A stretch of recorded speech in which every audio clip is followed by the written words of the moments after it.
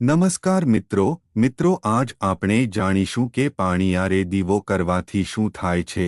શાસ્ત્રોમાં કહેવામાં આવ્યું છે કે આપણા દેવી દેવતાઓ અલગ અલગ હોય છે।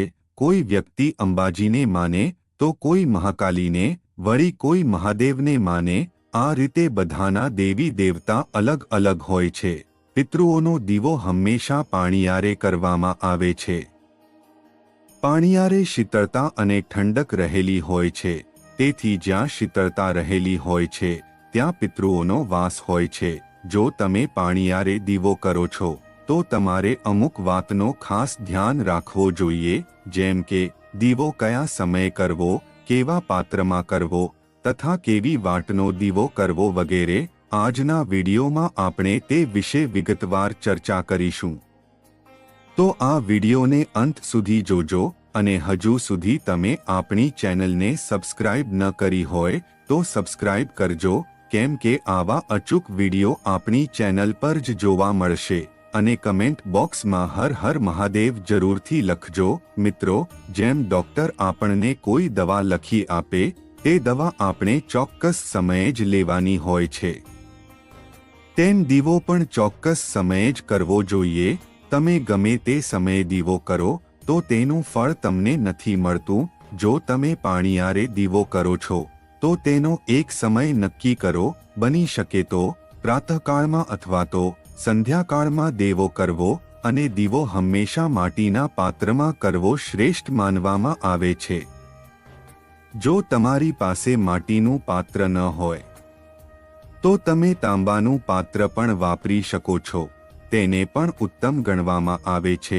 દીવો કરતી વખતે વાટનું પણ અચૂક ધ્યાન રાખવું જોઈએ, જેમ કે તમારે દીવો કરતી વખતે હંમેશા આડી વાટનો જ દીવો કરવાનો છે, ઊભી વાટનો ઉપયોગ કરવાનો નથી। અને દીવો કરતી વખતે બની શકે તો તેલનો ઉપયોગ કરો, અને તેલમાં પણ તલના તેલનો ઉપયોગ કરવો એ ખૂબ જ શ્રેષ્ઠ માનવામાં આવે છે। જો તમે તલના તેલ સિવાય અન્ય કોઈ તેલનો ઉપયોગ કરો છો તો તે તેલમાં 2 સફેદ તલના દાણા અવશ્ય નાખવા। ઘરના મોભી દીવો કરે તો તે સૌથી ઉત્તમ માનવામાં આવે છે। પરંતુ જો કોઈ વ્યક્તિ બિઝનેસ કરતો હોય, વેપાર ધંધો કરતો હોય, અથવા તો કોઈ કારણસર તેઓ દીવો કરી શકે તેમ ન હોય અને તેમને સમય ન મળે તો સ્ત્રીઓ પણ દીવો કરી શકે છે। પરંતુ જે સ્ત્રી દીવો કરે તેણે હંમેશા માથે ઓઢીને જ દીવો કરવો જોઈએ।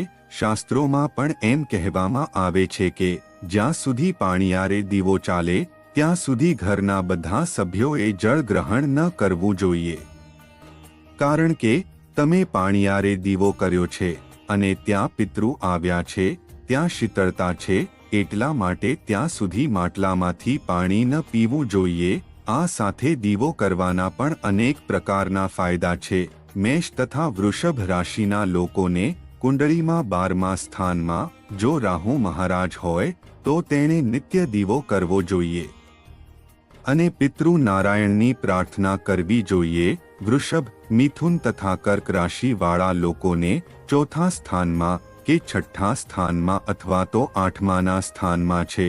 જો કે કેતુ મહારાજ હોય તો તમારે પણ આ રીતે પિતૃની પૂજા કરવાની છે। કર્ક, સિંહ અને તુલા રાશિના લોકો પણ જો તમારી કુંડળીમાં બીજા કે ચોથા, 8મા અને 12મા સ્થાન પર રાહુલ અને કેતુ મહારાજ બિરાજમાન છે તો તેને પિતૃદોષ છે એમ માનવામાં આવે છે।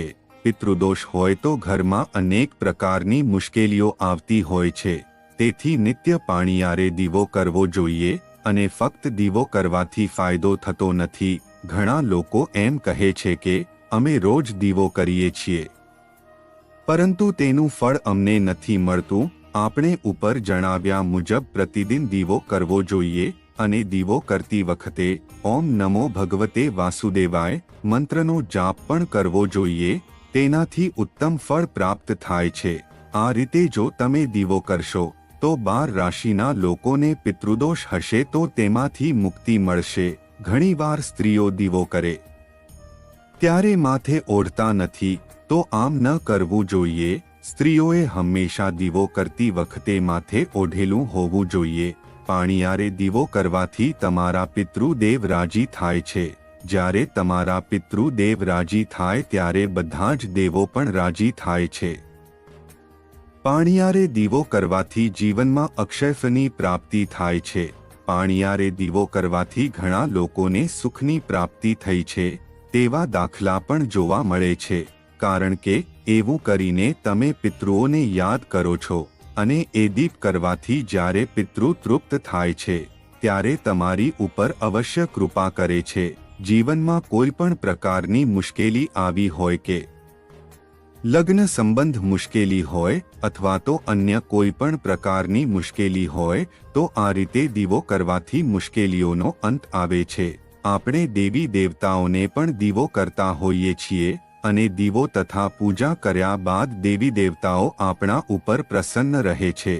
તેથી આપણે આપણા પિતૃને પ્રસન્ન રાખવા માટે એક નિશ્ચિત સમયે દીવો કરવો જોઈએ. જેમાં આપણે ભગવાનની પૂજા કરીએ છીએ તે પૂજા કરવાનો સમય નિશ્ચિત હોય છે.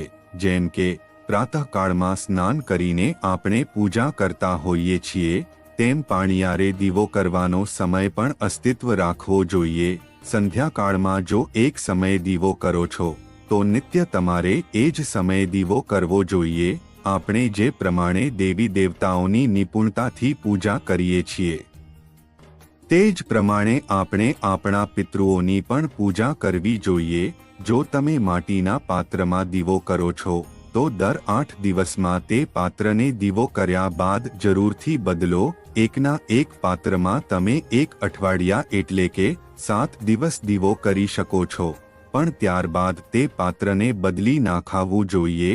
જો તમે માટીના પાત્રને બદલી ન શકો તો નિત્ય તેને સાફ કરી અને ધોઈ નાખવું જોઈએ. ત્યારબાદ જ દીવો કરવો જોઈએ. જો તાંબાનું પાત્ર તમે વાપરતા હોય તો બદલવાની કશી જરૂર નથી. આમ કરવાથી આપણા પિતૃદેવ તૃપ્ત થાય છે અને જ્યારે આપણા પિતૃદેવો તૃપ્ત થાય છે ત્યારે બધી જ ઉપાધિમાંથી આપણને મુક્તિ મળે છે અને સુખની પ્રાપ્તિ થાય છે. હા મિત્રો, કુંડળીના દોષ વિશે પણ તમે અમુક વાતો જણાવી દઈએ. જો કોઈ વ્યક્તિની કુંડળીમાં કોઈ ગ્રહદોષ હોય તો તે વ્યક્તિનો ભાગ્યોદય થતો નથી અને હંમેશા તેના જીવનમાં સમસ્યા રહેતી હોય છે. જ્યોતિષશાસ્ત્રમાં પણ ગ્રહદોષને દૂર કરવાના ઉપાય પણ છે. આ ઉપાયને નિયમિત રૂપથી કરવાથી ભગવાનની કૃપા પ્રાપ્ત થાય છે અને વ્યક્તિના દરેક દુઃખ દૂર થાય છે અને તેને પોતાના દરેક કાર્યમાં સફળતા પ્રાપ્ત થાય છે. આ ઉપાય અલગ અલગ વસ્તુઓથી કરવામાં આવે છે. જેથી શાસ્ત્ર અનુસાર પૂજાઘરમાં સવાર સાંજ દીવો પ્રગટાવવો, ઘરના આંગણામાં તુલસીનો દીવો કરવો અને ભગવાનને પ્રસન્ન કરવા માટે મંદિરમાં દીવો પ્રગટાવવામાં આવે છે. શત્રુઓના ભયને દૂર કરવા માટે હનુમાનજી સામે સરસવના તેલનો દીવો કરવો જોઈએ. લાલ દોરાની વાટથી દીવો પ્રગટાવવો જોઈએ અને હનુમંતના પાઠ કરવા જોઈએ. જો પતિ પત્ની વચ્ચે તાલમેલનો અભાવ હોય અને વારંવાર વાદવિવાદ થઈ રહ્યો હોય તો ભગવાન શિવ પાર્વતી અથવા વિષ્ણુ લક્ષ્મી સામે ગાયના ઘીનો દીવો પ્રગટાવવો જોઈએ.